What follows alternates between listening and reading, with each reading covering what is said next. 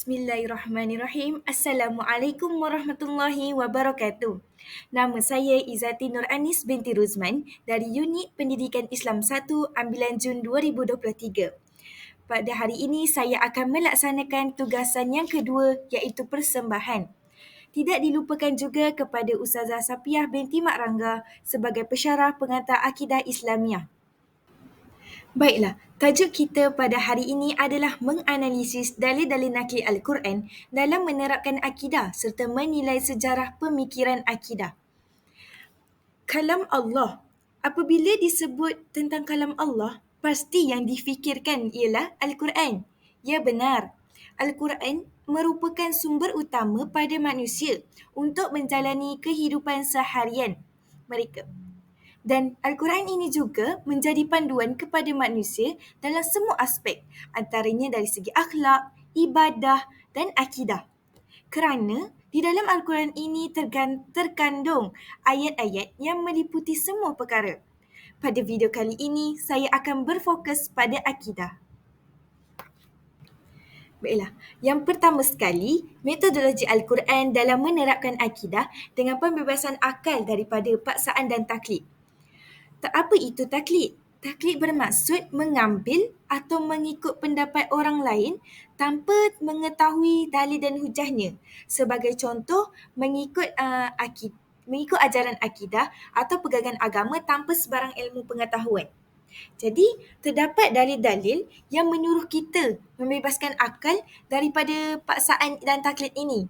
Yang mana sesetengah manusia, mereka berfikir apa yang diajar oleh Islam itu membebankan mereka dan menjadi satu paksaan bagi mereka. Dan mereka juga mengikuti ajaran itu secara membuta tuli. Seperti mana yang patut kita ketahui bahawa Islam ini tidak agama yang suci dan tidak memaksa hamba-hambanya dalam membuat sesuatu perkara. Hal ini dibuktikan dalam dalil ayat Al-Quran menerangkan tiada paksaan dalam Islam. Firman Allah dalam surah Al-Baqarah ayat 256. A'udzubillahi minasyaitonirrajim. La ikraha fid din. قد تبين الرشد من الغي فمن يكفر بالطاغوت ويؤمن بالله فقد استمسك بالعروة الوثقى لا انفصام لها والله سميع عليم. Sadaqallahul Azim, yang bermaksud tidak ada paksaan dalam agama Islam kerana sesungguhnya telah nyata kebenaran Islam dari kesesatan kufur. Oleh itu, sesiapa yang tidak percayakan tauhid dan ia pula beriman kepada Allah, maka sesungguhnya ia telah berpegang kepada simpulan tali agama yang teguh dan tidak akan putus. Dan ingatlah, Allah Maha mendengar lagi Maha mengetahui. Dalam ayat tersebut tidak ada menunjukkan paksaan dalam berpegang dalam agama Islam ini. Jelas menunjukkan daripada ayat ini, Islam adalah agama yang tidak memaksa. Kita juga sebagai orang Islam ini tidak boleh memaksa orang bukan Islam memasuki agama Islam. Dan jika kita fahami dengan lebih mendalam tentang ayat ini, kita tidak akan terlintas sedikit pun bahawa Islam itu adalah agama yang memaksa dan Allah memaksa hambanya buat satu perkara. Tak akan terdetik pun sedemikian. Seterusnya, berkenaan dengan taklid, terdapat ayat Al-Quran yang melarang manusia yang tidak menggunakan akal untuk mencari kebenaran.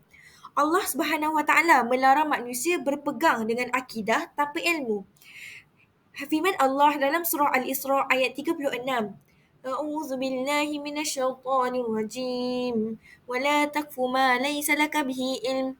Innas sam'a wal basara wal fuada kullu ulaika kana anhu mas'ula. Yang bermaksud, dan janganlah kamu mengikuti sesuatu yang tidak kamu ketahui, kerana pendengaran, penglihatan dan hati nurani semua itu akan diminta pertanggungjawabnya. Jadi daripada ayat di atas, Allah telah menyebut, janganlah kamu. Jadi daripada situ, jika kita tiada pengetahuan tentang sesuatu perkara itu, kita mestilah menjaga segala anggota badan kita daripada mengikut suatu perkara yang kita tidak ketahui, kerana semua perkara tersebut akan diminta pertanggungjawabnya. Dalam ayat ini, dalam ayat ini ingin memberi peringatan kepada manusia dan mengapa kita mengikut perintah Allah dan apa tujuan kita meninggalkan larangan Allah tersebut. Supaya kita ini tidak akan tergolong dalam golongan taklid yang mengikut secara membuta tuli. Baiklah, kita sambung kepada tajuk yang seterusnya. Metodologi Al-Quran dalam menerapkan akidah dengan mengarah akal manusia untuk berfikir dan mengkaji tentang alam nyata. Al-Quran menerapkan akidah melalui arahan dan dorongan agar manusia terus berfikir dan mengkaji tentang alam nyata dengan bantuan anggota panca indera ini. Dengan melihat bukti seperti alam dunia ini, manusia akan berfikir wujudnya Tuhan Yang Maha Esa. Allah Subhanahu Wa Taala juga menganugerahkan akal kepada manusia supaya mereka dapat mengarahkannya untuk berfikir, iaitu dengan berfikir dan mengkaji tentang alam nyata yang agar dapat mengukuhkan keimanan seseorang itu dengan memikirkan sudut faedah dan hikmah kesempurnaan penciptaan langit dan bumi serta siang dan malam yang bersilih ganti. Hal ini dibuktikan dalam firman Allah dalam surah Al-Ghasyiyah ayat 17 hingga 20. أعوذ بالله من الشيطان الرجيم أفلا ينظرون إلى الإبل كيف خلقت وإلى السماء كيف رفعت وإلى الجبال كيف نصبت وإلى الأرض كيف سطحت صدق الله العظيم, yang bermaksud mengapa mereka yang kafir masih mengingkari akhirat? Tidakkah mereka memperhatikan keadaan unta bagaimana ia diciptakan dan keadaan langit bagaimana ia ditinggikan binaannya dan keadaan gunung ganang bagaimana ia ditegakkan dan keadaan bumi bagaimana ia dihamparkan. Selain itu, Al-Quran juga dapat menyuruh manusia menggunakan akal untuk menganalisis ciptaan bumi ini. Firman Allah dalam surah Al-Baqarah ayat 164 yang bermaksud, sesungguhnya pada kejadian langit dan bumi dan pada pertukaran malam dan siang dan pada kapal-kapal yang berlayar di laut dengan membawa benda-benda yang bermanfaat kepada manusia. Demikian juga pada air hujan yang Allah turunkan dari langit, lalu Allah hidupkan dengannya tumbuh-tumbuhan di bumi sesudah matinya, serta ia membiakkan padanya dari berbagai-bagai jenis binatang. Demikian juga pada peredaran angin dan awan yang tunduk kepada kuasa Allah terapung-apung di antara langit dengan bumi. Sesungguhnya pada semua itu ada tanda-tanda yang membuktikan keesaan Allah, kekuasaannya, kebijaksanaannya dan keluasan rahmatnya bagi kaum yang mahu menggunakan akal. Baiklah. Daripada ayat tersebut, kita boleh lihat bahawa apa yang Allah ciptakan kepada hamba-hambanya iaitu kejadian alam ini adalah untuk membuktikan kekuasaannya kepada hamba-hambanya. Dan kita juga akan terfikir alam yang begitu hebat ini tidak mungkin ia terjadi seperti yang terjadinya sendiri, seperti yang didakwa oleh golongan yang tidak percayakan Tuhan. Al-Quran membentangkan hakikat alam nyata sekaligus mengajak manusia supaya menggunakan akal untuk berfikir dan mengenal Allah Subhanahu Wa Taala sebagai Tuhan yang sebenar. Ini akan menghadirkan keinsafan pada hamba-Nya bahawa ciptaan Allah itu sangat teratur. Metodologi Al-Quran yang seterusnya dalam menerapkan akidah adalah membentangkan akidah yang batil dan mengisbatkan kebatilannya. Akidah yang batil itu adalah sesuatu kepercayaan yang bercanggah dengan nas-nas dan syariat Al-Quran dan As-Sunnah. Dalam erti kata lain, ia terkeluar daripada i'tiqad Ahlussunnah wal Jamaah. Sebagai contoh yang boleh kita lihat adalah orang Yahudi mendakwa Uzair itu adalah anak Allah. Firman Allah dalam surah At-Taubah ayat 30, A'udzu billahi minasyaitonir rajim. Wa qalatil yahudu Uzair ibnullah. Sadaqallahul azim. Maksudnya, dan orang-orang Yahudi berkata, Uzair ialah anak Allah. Maka Allah mengisbatkan kebatilan fahaman itu melalui firman Allah dalam surah Al-Ikhlas ayat 3. A'udzu billahi minasyaitonir rajim. Lam yalid wa lam yulad yang bermaksud Allah tidak beranak dan tidak pula diperanakkan.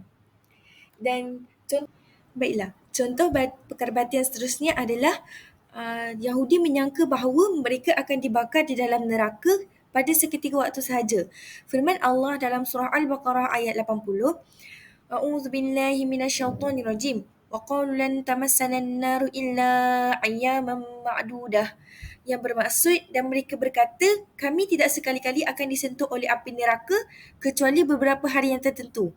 Kemudian Allah mengisbatkan kebatilan itu melalui firman Allah dalam surah Al-Baqarah ayat 81 yang bermaksud, apa yang kamu katakan itu adalah tidak benar.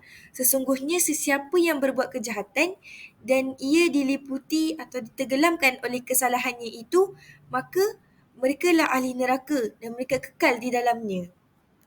Jadi, kesimpulan daripada dua-dua dalil yang saya katakan tadi adalah ikutilah apa yang telah diajarkan dalam Al-Quran dan As-Sunnah.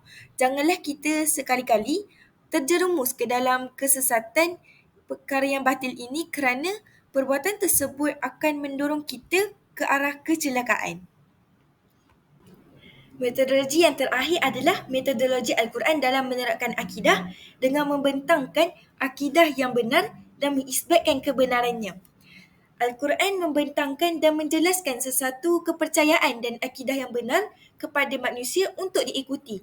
Seperti mana yang kita sedia maklum, Allah perintahkan supaya manusia beriman kepada Allah, Rasul-Rasul, kitab-kitab yang terdahulu dan hari kemudian. Ada dinyatakan dalam firman Allah dalam surah An-Nisa ayat 136 yang bermaksud, wahai orang-orang yang beriman, tetapkanlah iman kamu kepada Allah dan Rasul-Nya dan kepada kitab yang telah diturunkannya kepada Rasulnya Muhammad SAW dan juga kepada kitab-kitab suci yang telah diturunkan dahulu daripada itu. Kemudian Allah mengisbatkan kebenarannya supaya kita lebih jelas dengan pegangan akidah kita itu melalui firman Allah dalam surah An-Nahl ayat 36 yang bermaksud, dan sesungguhnya kami telah mengutus dalam kalangan tiap-tiap umat seorang rasul dengan memerintahkannya menyeru mereka, iaitu hamba, hendaklah kamu menyembah Allah dan jauhilah tagut. Seterusnya, Al-Quran ada menyatakan Allah itu Maha Esa. Untuk menolak dakwaan pendapat golongan yang mendakwa Allah itu mempunyai anak, lalu dalam firman Allah dalam surah Al-Ikhlas ada menyebut, A'udzu billahi minasyaitonir rajim. Lam yalid wa lam yulad. Yang bermaksud Allah tidak beranak dan tidak pula diperanakkan. Kemudian Allah mengisbatkan kebenarannya itu supaya kita lebih jelas, iaitu dalam firman Allah dalam surah Ar-Rum ayat 40 yang bermaksud Allah yang menciptakan kamu kemudian memberikan kamu rezeki lalu mematikanmu kemudian menghidupkanmu kembali. Adakah di antara mereka yang kamu sekutukan dengan Allah itu dapat berbuat sesuatu yang demikian itu? Maha suci dia dan maha tinggi dari apa yang mereka persekutukan. Dalil-dalil Al-Quran yang telah saya sebutkan tadi jelas menunjukkan bahawa Al-Quran itu menjelas dalam membentangkan akidah yang benar, dan terdapat lagi dalil-dalil yang Al-Quran yang boleh memantapkan akidah kita dan menerapkan lagi kepercayaan kita kepada Allah Subhanahu Wa Taala. Baiklah, seterusnya kita beralih kepada tajuk seterusnya, iaitu sejarah pemikiran akidah. Sejarah pemikiran akidah ini kita terbahaginya kepada 3 zaman, iaitu pada zaman Rasulullah, pada zaman sahabat dan pada zaman Bani Umayyah.